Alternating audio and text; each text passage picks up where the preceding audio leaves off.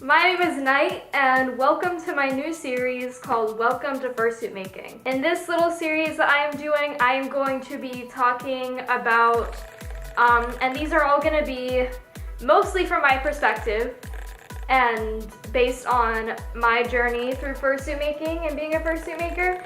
And some of the points I'm going to talk about in this little series is from the perspective of other people, mostly from my perspective.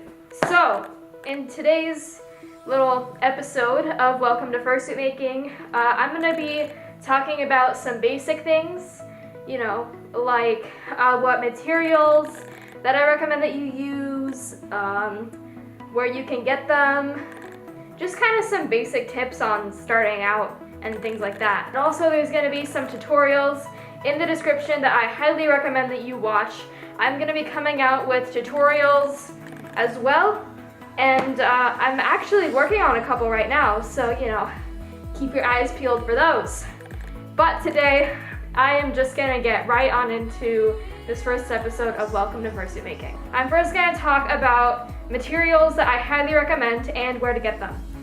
So for fur, I highly recommend that you use luxury shag faux fur. I think they also call it Punky Muppet or something like that, but it's this long stuff, It's the nice long stuff. It's really nice to work with, to be honest. I really enjoy working with it. Also recommend that you use beaver faux fur. It's like the short stuff, on my paws and on my bodysuit and things like that. I use it a lot as well, and it's really nice to work with. It's a little more on the expensive side, but it is completely worth it. So I highly recommend working with beaver faux fur as well. For like lining the inside of your heads and around the eyes, and sometimes even paw pads, claws, whatever, or lining in general, I recommend that you use fleece. You can use fleece for a lot of different things, like lining, like inside your head, around your eyes, eyebrows. Some people use fleece for paw pads and claws and things like that. So fleece is a good material to use because it is on the cheaper side and it still works really well. Minky is another really good thing to use. It's also pretty cheap and it is also a nice material to work with. It's that really short but really soft stuff. That's what my paw pads are made out of. It's really nice to work with. It's really thin and it's really soft. I think it goes for like $8 a yard, so it's on the cheaper side of things, and it's really nice. I also recommend that you use vinyl. It's also kind of an expensive material depending on what color you get and where you get it, but vinyl is really nice to use, especially for paw pads and claws and things like that.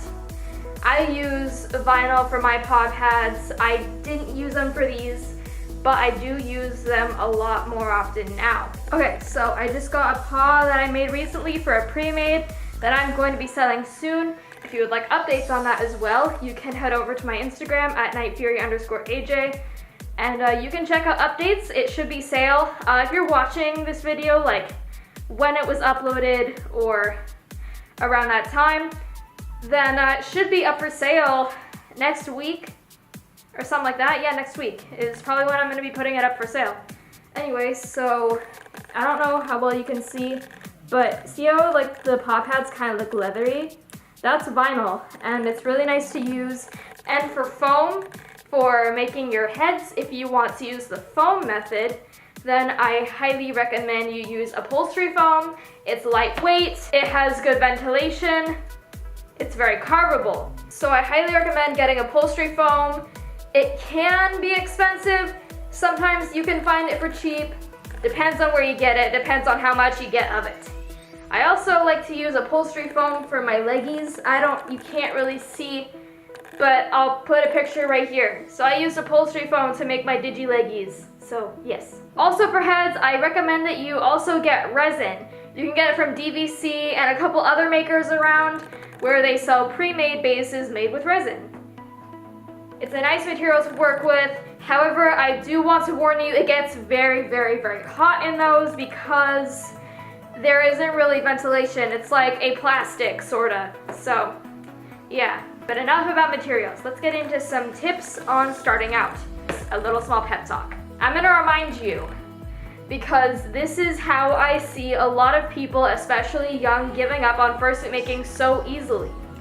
Let me tell you that you are not going to get the result that you most likely want when you make your first fursuit, your second, your third. Depends on how easily you grow as an artist or how quickly you learn.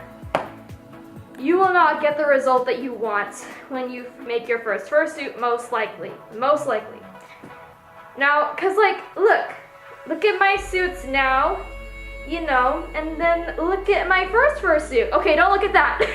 Don't look at that. But I mean, you know, I've come a long way since I made my very first fursuit.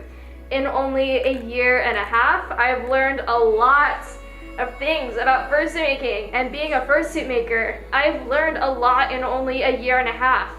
So in that short amount of time, that's really short compared to other people who've been making fursuits for years and years. So have patience for your work, because without patience, you won't really get anywhere. It's really, really important that you don't give up if you want to get somewhere. It's amazing if you just take the time to be able to wait for your skills to improve. If you just keep practicing and just don't give up on it, you will become an amazing fursuit maker, making high quality fursuits like Phoenix Nest, Mischief Makers, all those people. You can get there someday, and please do never forget that. But it does take patience, time, and lots of practice. I would also like to say, please put other priorities before fursuit making.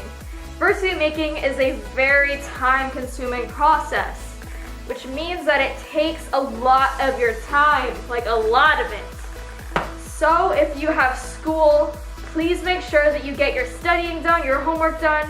Anything that you need to do for school, do it first.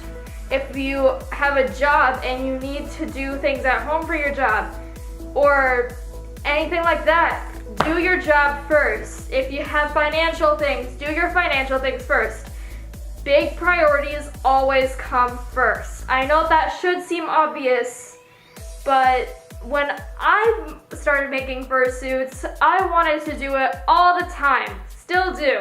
Like all the time, non-stop, just fursuits. Yeah, I didn't prioritize school or anything like that, and I failed a lot of classes that semester. But hey, I don't do that anymore. I don't do that anymore. But that's why I want you to know to prioritize and make sure that big priorities come first before fursuit making, because for now it is just a hobby. But hey, maybe someday fursuit making can be your main source of income job. Yay! Then that will be your priority. Yeah. Good stuff. Okay, next thing that's very important. This is the last thing I'm going to talk about because this video is probably already getting kind of long. Get a general understanding of how business works. I've seen a lot of people make this mistake when they start becoming a fursuit maker. If you already have the fursuit making part down and you want to be a fursuit maker, please get a general understanding of how business works. You don't have to go to business school or anything like that, but just do some research. Please, it'll save your life. If you are a fursuit maker, it will save your life, I promise. It'll save you and the customer a lot of trouble, okay? Like when I started fursuit making, I didn't really know how it worked. I mean, I did, but I didn't at the same time. I will get into more detail about how business works in my next episode. So thank you so much for watching this video, and I hope that you return for my next episode of Welcome to Fursuit Making. Bye!